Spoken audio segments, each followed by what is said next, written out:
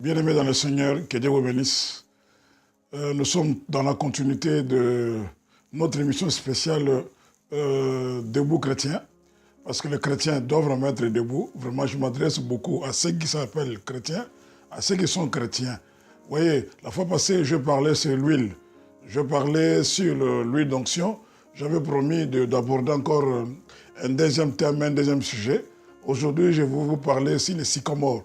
La question que nous allons nous poser cet après-midi est celle de savoir quel est votre sycomore. Quel est votre sycomore?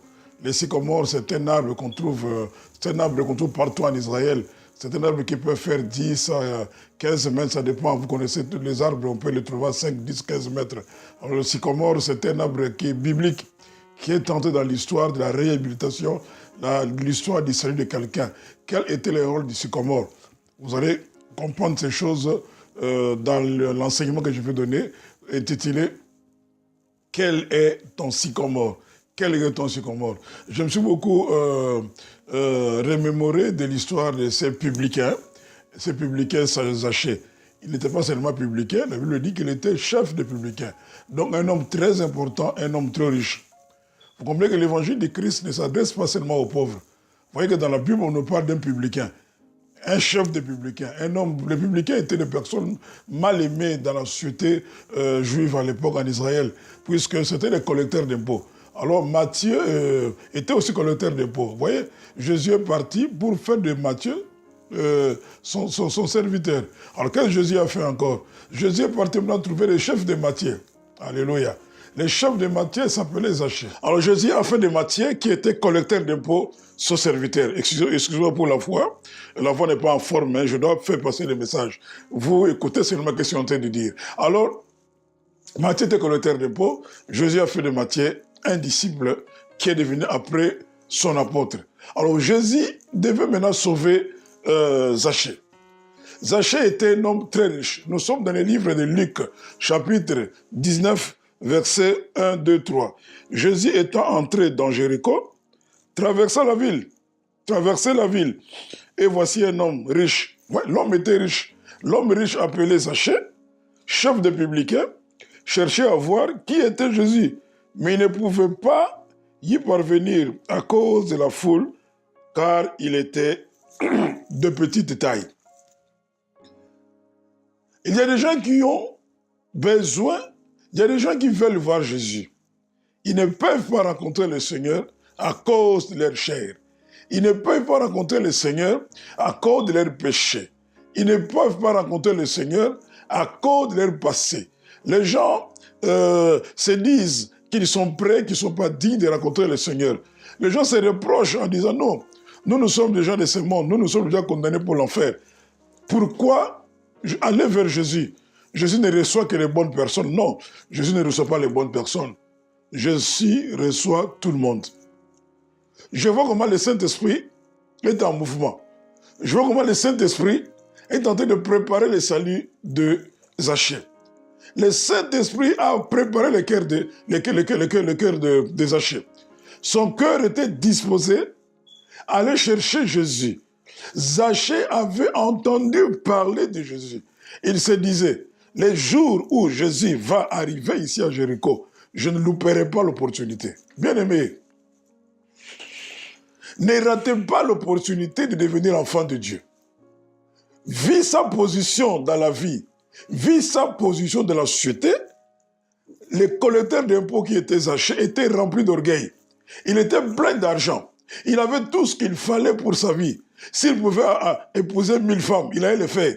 Il pouvait avoir toutes les belles voitures qu'il voulait. Mais ce jour-là, son cœur était vide. Il se disait, si je meurs aujourd'hui, quel sera mon sort? Car la vie ne s'arrête pas sur la terre. Les voitures que j'ai, les maisons que j'ai ne vont pas m'accompagner sur la terre. Son cœur était vide. L'argent ne donne pas le bonheur. L'argent ne donne pas la paix. Les femmes que tu as, les hommes que tu as, les maisons que tu as sur la terre ne vont pas remplacer la paix que Jésus nous donne. Les choses de ce monde ne peuvent pas combler le vide qui est dans notre cœur, la soif de Dieu. La soif de Dieu a toujours habité les hommes, depuis toujours. Raison pour laquelle, pour combler ce vide, les hommes ont créé la religion, croyant que par la religion, ils vont combler le vide de Dieu dans leur cœur. Les hommes ont échoué. La religion, c'est ce que les hommes ont créé. Ils ont cherché un moyen pour arriver vers Dieu. Ils ont cherché un moyen pour arriver vers l'être supérieur. Vous connaissez l'histoire. Ils ont construit une tour de Babel.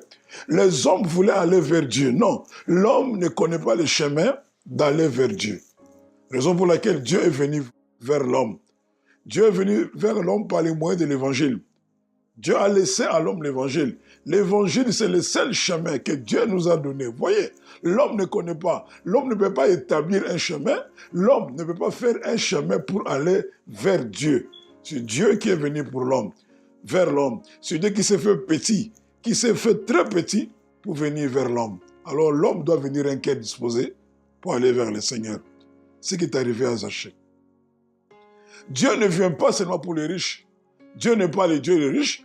Dieu n'est pas le Dieu des pauvres. Dieu est le Dieu de toute personne qui accepte de donner son cœur au Seigneur. Zachée a compris. Mon âme doit être sauvée. Tu dois aussi comprendre que tu as une âme à sauver. Un jour, nous ne serons pas sur cette terre. Malgré toutes les richesses que nous avons accumulées, nous ne serons pas sur cette terre. Un jour, les États-Unis vont passer.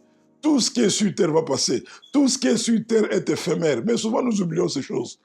Nous nous battons, nous avons de la jalousie, nous faisons du mal pour le bien de ce monde, pour l'argent. Mais voilà Zachée, qui en avait plein d'argent.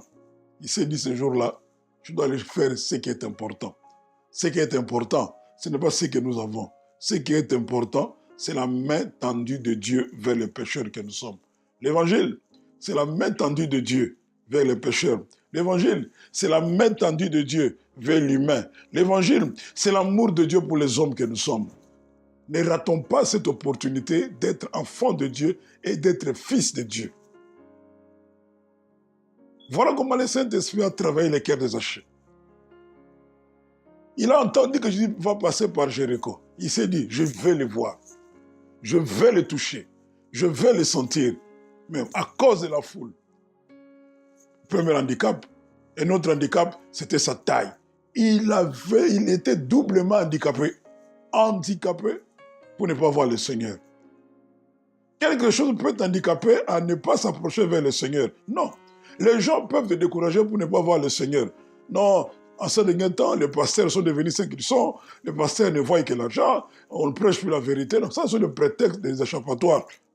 Zachée pouvait se dire aussi, moi je suis de courte taille, de toute façon, bon, je peux rentrer, la foule me dérange pour ne pas le voir. Non, Zachée a dit, je vais me battre pour mon bonheur, je vais me battre pour mon salut. La Bible dit, travaillez avec crainte et tremblement pour votre salut. Zachée a dit, malgré ma taille, malgré ma petitesse, malgré le nombre de gens, malgré les amis qui t'empêchent d'aller vers le Seigneur, bien-aimé, cherche ton sycomore. Ta femme peut t'empêcher à ne pas contre le Seigneur. Ton mari peut t'empêcher. Les enfants vont t'empêcher. Ce sont des choses qui vont rester sur la terre. Le mariage va rester sur la terre. Personne n'amènera sa femme au ciel, ni ses enfants au ciel. Ce sont des choses qui vont rester sur la terre. Zachée a compris. Je ne vais tirer aucun bénéfice de mon argent. Je ne vais tirer aucun bénéfice de tous les biens que j'ai. Le cœur de Zachée cherchait Dieu. Et toi, tu veux sombrer dans l'orgueil. Quand tu regardes les robes, tu penses que tu es la première personne à fouler les robes, à arriver en Europe. Bien aimé, il y a des gens plus importants qui ont vécu avant toi. Ils sont morts aujourd'hui. Je ne peux pas citer les noms. Chaque jour, nous voyons des informations. Des personnes qui ont cru qui ont cru rester éternellement sur la terre. Ils ont quitté la terre et ils sont partis. L'enlèvement nous arrive aussi bientôt. Es-tu sûr de monter en ce jour-là où tu blagues avec ton salut? Ne joue pas avec ton salut. Ne joue pas avec ton salut.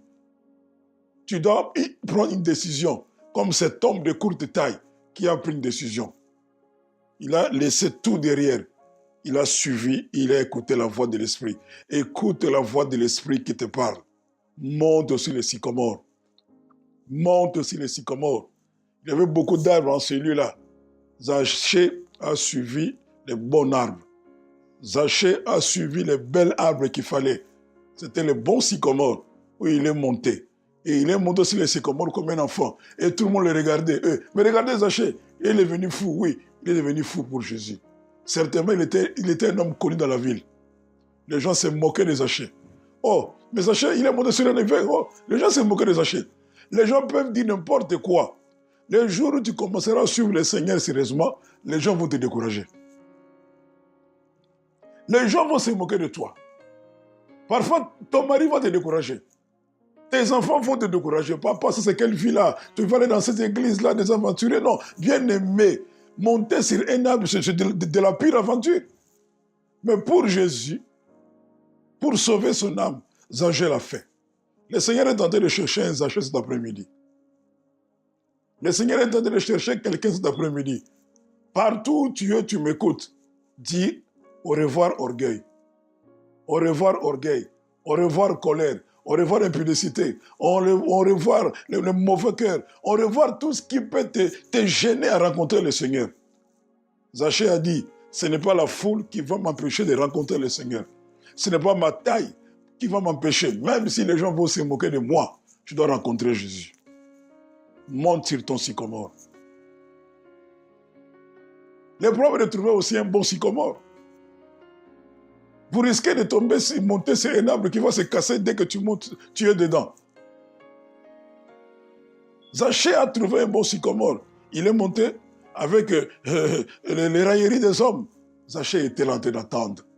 Attendez ton sycomore. Attendez là où tu es. Il faut trouver un bon sycomore. Le sycomore peut symboliser l'église ou une assemblée. Tu peux tomber sur une bonne assemblée. Et dans cette assemblée, Jésus viendra pour te réhabiliter. Jésus viendra pour te bénir en fonction de ce que tu écoutes comme parole. Zachée a quitté l'assemblée de foule.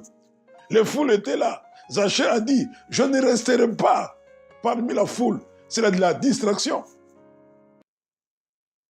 Jésus faisait toujours une différence entre les gens de la foule et les disciples.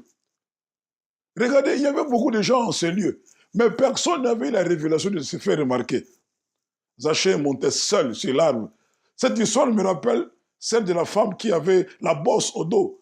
Il y avait beaucoup de gens dans la synagogue. Cette femme est montée sur le vrai sycomore.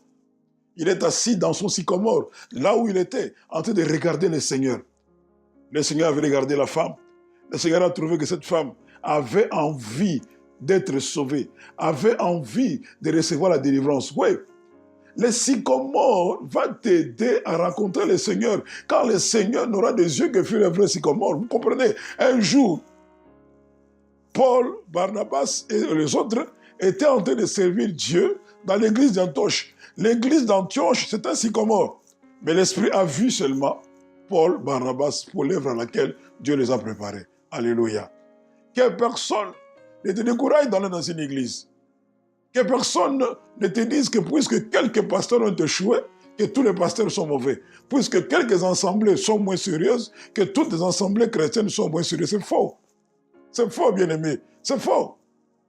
C'est faux. C'est faux. Hein? Il y a de bonnes églises, il y en a de mauvaises aussi. Il y a de bons pasteurs, de bons prédicateurs, comme on peut aussi en trouver de mauvais. Jésus est arrivé à cet endroit, c'est le sycomore qu'il fallait. Jésus va toujours arriver dans une église pour voir qui sont les vrais enfants. Car l'église, c'est le canal par lequel Dieu nous bénit.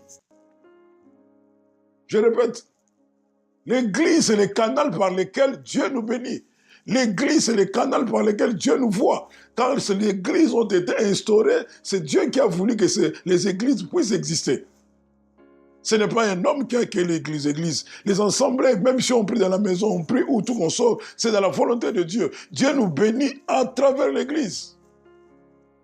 Dieu nous bénit à travers nos assemblées. Car la parole de Dieu dit, n'abandonnons pas nos assemblées. Le problème est qu'il faut trouver un vrai sycomore, il faut trouver une bonne église. Ne restez pas dans une église de foule où il n'y a que des critiques, il n'y a que la légèreté, les gens n'écoutent plus la parole, où le pasteur n'a même plus le courage de prêcher la parole. Il faut trouver une église, trouver un sycomore, ou même si tu es seul, on a le courage de te dire que frère, tu as fauté. On a le courage de dire que tu as fait des erreurs, ma soeur. Rentre dans les droits des Seigneur. Dans une église où on te parle de la repentance, où on te pousse à te repentir. Dans une église où on te pousse à la confession, où on t'aide à changer ta vie, à être un enfant de Dieu digne, repenti, né de nouveau. Dans une église où on te laisse vivre ta vie de péché. On se contente que de ta dîme, de ton argent. Je vous demande si tu es sur un bon sycomore. C'est un sycomore qui va t'amener tout droit en enfer. Le sycomore de Zachée l'a amené tout droit vers son salut. On ne joue pas avec le salut. On ne joue pas avec le salut. Soyons sérieux avec les assemblées dans lesquelles nous partons. N'allons pas dans cette assemblée puisque nous venons tous d'un même patois, nous parlons tous le même patois, nous venons tous d'un même pays, c'est l'ambiance, on est habitué. Non, Zachée a laissé la foule. Alléluia. Zachée a laissé la foule. Il est monté seul. Et quand Jésus est arrivé à cet endroit, il pouvait aussi passer. La Bible dit, Jésus a regardé Zachée et il a dit à cet homme, toi Zachée, à toi de descendre, car je vais dormir chez toi aujourd'hui. Alléluia. Les foules étaient venues voir les miracles. Les foules étaient venues par curiosité voir qui était Jésus. Mais en ce jour-là, un homme avait soif de rencontrer le salut. Un homme avait soif d'établir une relation avec le Seigneur. Un homme avait soif d'être sauvé, de laisser la vie de péché. Zachée était conscient de sa vie. Bien-aimé, sois conscient de ta vie. Quelle est la vie que tu mènes sur la terre? La foule ne va pas hériter la vie éternelle. Ce sont les disciples, les enfants de Dieu qui vont hériter la vie éternelle. Les disciples vont hériter la vie éternelle. Jésus faisait une part de choses. La foule restait dur en bas. Jésus montait avec ses disciples sur la montagne. Alléluia. Les disciples sont différents de la foule. La foule, rappelez-vous de l'histoire de Moïse. Il est monté sur la montagne, la foule est restée pour faire le veau d'or. C'est ça la foule. Aujourd'hui, dans nos églises pleines de foules, c'est le veau d'or moderne. C'est le veau d'or moderne aujourd'hui dans nos églises. Nous commençons même à fêter, à régner. Excusez-moi. Même avant la venue du Seigneur, on fait du n'importe quoi, puisque Moïse tarde. Il prend beaucoup de temps sur la montagne. Oui, comme Jésus tarde, nos églises aujourd'hui sont devenues des vraies boîtes de nuit, sont devenues aujourd'hui des vrais endroits où on fait du n'importe quoi. Voulez-vous rester dans les sycomores pareils? Les sycomores de la mort. Les sycomores de la mort. Des églises où on attend, nous sommes dans l'antichambre de la mort, où on attend pour aller à la mort. Bien-aimé, quitte l'antichambre de la mort. Zachée a compris, ce n'est pas mon endroit. Ce n'est pas puisqu'on cite le nom de Jésus que Jésus est là-bas. Non. Ce n'est pas puisqu'on parle de Jésus que Jésus est là-bas. Jésus n'habite pas la maison faite de mains d'hommes. Jésus habite le cœur d'hommes. C'est pourquoi ces jours-là, quand Jésus a dit, Zachée, je vais dormir chez toi. Ce n'est pas la maison de Zachée où Jésus voulait dormir. Jésus voulait entrer dans le cœur de Zachée. Alléluia. Jésus voulait entrer en ce jour-là dans le cœur de Zachée. Cet après-midi, Jésus est en train de frapper. Je me tiens devant la porte de quelqu'un. Même si tu as fait 30 ans, 50 ans, 10 ans dans les choses de Dieu, aussi longtemps que Jésus est dehors, bien-aimé, tu es nulle part. Tu es nulle part. Oh, tu dois être quelque part. Tu dois être dans les sycomores de la réhabilitation. Tu dois être dans un endroit où on te prêche la parole de Dieu, la vraie. Quand tu l'écoutes, ça touche ton cœur. Quand tu l'écoutes, tu pleures devant le Seigneur. Quand tu écoutes, ça te rapproche de l'amour de Dieu. Zachée nous a enseigné ce matin ou cet après-midi, à tout moment, tu vas recevoir cette prédication. Je m'inspire sous de cet homme qui était Jarius. Sa fille était malade. Or, Jarius avait reçu une instruction qu'aucun serviteur, aucun leader juif ne peut rencontrer Jésus. Raison pour laquelle Nicodème est venu la nuit. Parce qu'il était interdit, aucun responsable juif ne pouvait rencontrer Jésus. Mais devant les moments difficiles, devant les temps difficiles, devant les possibilités, puisque les hommes ne peuvent rien nous donner. Ton père, ta mère, tes amis là qui t'empêchent de suivre le Seigneur ne peuvent rien te donner. Devant les moments difficiles, ils vont t'abandonner, ils vont se moquer de toi. Jarius a connu ces choses. Tout le monde s'est moqué de Jarius. Sa fille mourait déjà à la maison. Jarius a dit, il y a quelqu'un qui peut me sauver. Quelqu'un qui peut entrer dans ma vie, qui peut me faire de bonnes choses. Jarius a cherché Jésus partout. Ne cherche pas Jésus partout. Jésus t'envoie un ange pour te parler ce soir. Si tu n'as jamais vu un ange dans ta vie, cet après-midi, Dieu t'envoie un ange, un envoyé pour te parler. Je suis qu'un envoyé pour te parler, bien-aimé. Viens à Jésus. Laisse tomber l'orgueil. Laisse tomber ton orgueil. Là, tu te vois comme un homme important, intouchable. L'homme le plus fort, l'homme intouchable, l'homme qui connaît tout. Tu ne connais rien. Le jour où tu descendras au pied de Jésus, le jour où tu vas t'humilier au pied de Jésus comme Jarius, comme Paul l'a fait, lui qui était Saoul, qui avait toute la gloire, qui se voyait intouchable, un homme important, qui se voyait être un grand connaisseur des choses de Dieu. Ce jour-là, Dieu l'a humilié. Aujourd'hui, Dieu veut que tu t'humilies à ses pieds. Comme Paul l'a fait. Il est descendu du cheval où il était. Il s'est humilié auprès du Seigneur. C'est comme Jarius, il s'est humilié auprès du Seigneur. Ma fille est malade. Ma fille est en train de mourir. Bien-aimé, tu es en train de mourir. Pourquoi cet orgueil? Pourquoi te prendre comme un homme important, intouchable? Pourquoi te voir comme si toi tu es comment? Tu ne contrôles rien. Tu ne contrôles même pas le souffle de ta vie. Tu ne contrôles pas le nombre de battements de ton cœur. Pourquoi cet orgueil? Toi, prédicateur, pourquoi ces mensonges dans la prédication? Pourquoi changer la voix du Seigneur? Quand le Seigneur nous dit de donner la nourriture convenable au temps convenable, qu'est-ce que nous enseignons dans nos églises? Pourquoi ces débordements? Pourquoi ces mensonges dans la chair? Voilà ce prédicateur de Jarius. Il s'est dit non, finis les mensonges. Je me jette à tes pieds. Guéris-moi, guéris ma maison. Que les gens se moquent de moi, que je sauve mon âme. Il est monté sur l'arbre comme un petit sorcier. Et tout le monde le regardait. Et voilà Zachée, et voilà John, et voilà Pierre, et voilà Willy. Qu'on se moque de toi, que Dieu te sauve. Quand Dieu va te sauver, son élévation est meilleure que l'élévation des hommes. N'accepte pas ce que les hommes disent de toi. Préso, Mukobwa, hein? On t'élève. Dieu n'est pas à ces choses-là. Dieu n'est pas à ces choses-là. Humilie-toi devant la croix de Jésus. Il t'aime tel que tu es. Cet après-midi, je tenais à te donner un message d'amour simple. Lève-toi. Pourquoi ce message? Jésus revient bientôt. Tout le monde en a besoin. C'était une exhortation. Debout, enfant de Dieu. Debout, chrétien. Toi qui n'as jamais connu encore le Seigneur, reçois la grâce ce soir de rencontrer le Seigneur. Il te voit. À condition de monter sur les sycomores, de dire au Seigneur, je suis ici, Seigneur. Tu n'as même pas besoin de dire que je suis ici. Jésus va te voir. Il va te dire, descends là où tu es. Jésus a eu pitié des Zachée. Il a eu pitié parce que le monde s'est moqué de lui. Descends, Zachée. Je vais entrer dans ta maison. Jésus veut entrer chez toi. Veut dîner chez toi. Veut rester dans ta maison. Merci. Toi qui m'as écouté, que Dieu te bénisse. Rentre tout droit dans un sycomore où le Seigneur est. Cherche une bonne église où le Seigneur viendra te voir. Les anges sont en mission du matin au soir sur la terre pour nous apporter la solution, nous apporter les bonnes réponses de Dieu pour nos vies. Cherche une bonne église où l'Esprit de Dieu agit. Dans un esprit où on peut toucher ton âme dans la prédication, on peut toucher ton esprit par la prédication. Quitte la distraction de la foule. Quitte les églises où on te dit n'importe quoi. On te flatte quand même, tu te sais que tu vis dans les bêtises. Que Dieu te bénisse là où tu es. Merci. Amen.